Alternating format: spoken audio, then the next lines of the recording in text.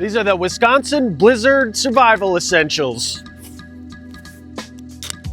Beer. Gonna need a snow shovel. Flannel t-shirt.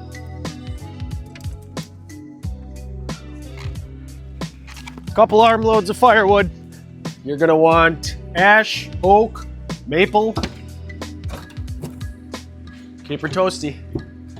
Backup flannel. Backup beer. Yingling, baby.